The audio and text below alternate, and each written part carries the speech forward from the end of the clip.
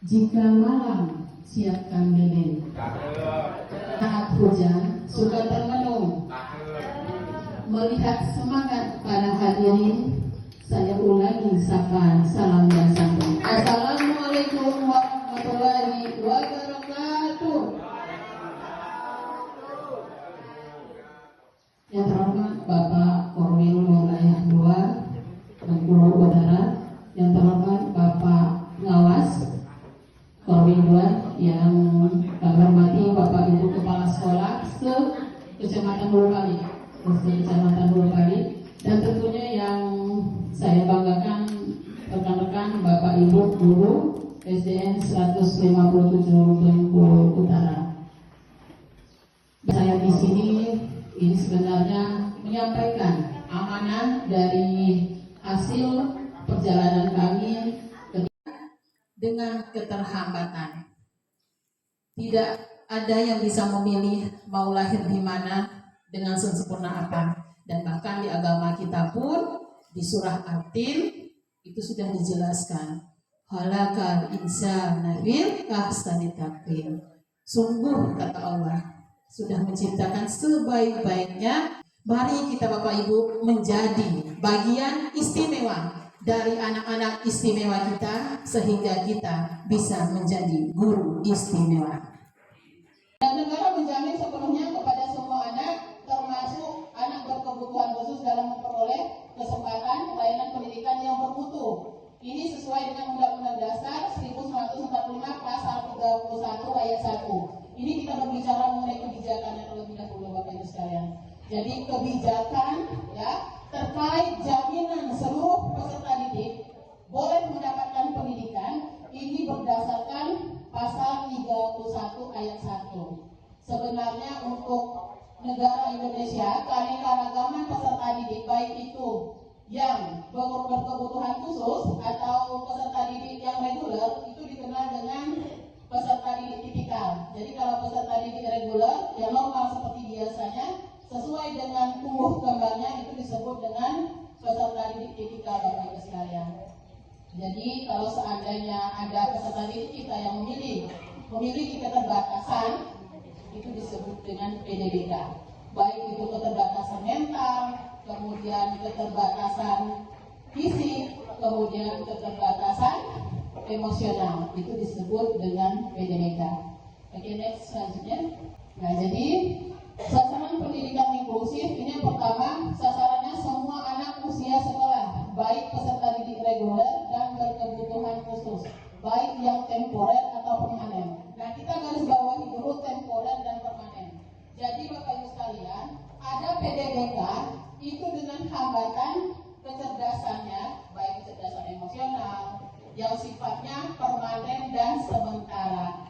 Nah, yang disebut dengan temporer itu adalah kecerdasan emosional, keterbatasan PDBK itu secara temporer sementara. Jadi banyak halnya yang mengakibatkan itu terjadi.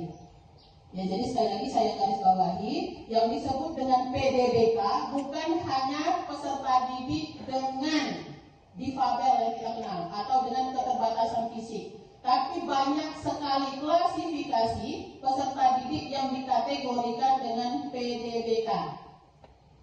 Ya, jadi salah satunya kita bahas dulu yang temporer atau permanen. Jadi untuk PDBK, peserta didik berkebutuhan khusus dengan kasus temporer ini artinya sementara Bapak Ibu sekalian. Itu dilihat seperti apa? Ketika peserta didik kita ya tidak menampilkan hal-hal yang sesuai dengan tumbuh kembangnya. Ingat Bapak Ibu ya, bahwasannya tumbuh kembang itu harus sejalan. Ya, ketika antara tumbuh dan kembang tidak berjalan semestinya, maka jadi kita harus memahami dulu Bapak Ibu apa itu pendidikan inklusif. Ya, lanjut. Jadi pendidikan inklusif ini berdasarkan Permendiknas nomor 70 tahun 2009 didefinisikan sebagai sistem penyelenggaraan pendidikan yang memberikan kesempatan kepada semua peserta didik berkelainan dan memiliki potensi atau bakat istimewa untuk mengikuti pendidikan atau pembelajaran dalam lingkungan pendidikan peserta didik umumnya. Jadi pendidikan inklusif di sini adalah pendidikan untuk semua peserta didik.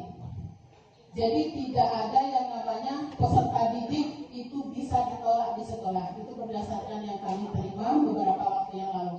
Karena kenapa? Karena amanat undang-undang juga pun mencerdaskan kehidupan bangsa itu terdapat di pembukaan undang-undang alinea keempat.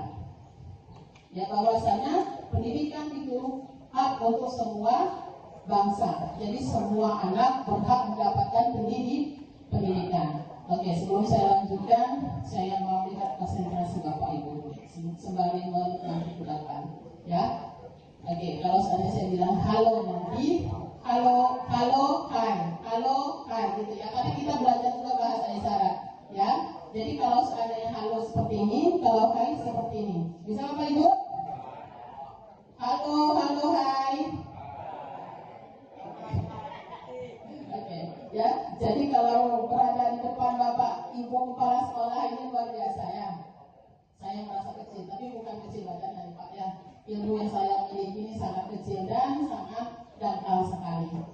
Jadi Bapak Ibu sekalian, ingat ya, Permendiknas nomor 70 bahwasannya semua pendidikan ini berhak diterima oleh seluruh peserta didik. Nanti kita akan sampaikan bahwasannya ternyata yang disampaikan dengan PDBK atau dikenal dengan istilah peserta didik berkebutuhan khusus bukan hanya peserta didik dengan PDPD, yaitu peserta didik penyandang disabilitas.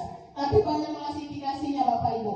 Jangan-jangan anak di sekolah kita ini 50%-nya PDBK. Bisa jadi Bapak Ibu, karena banyak jenisnya. Oke, lanjut. Lakukan apa?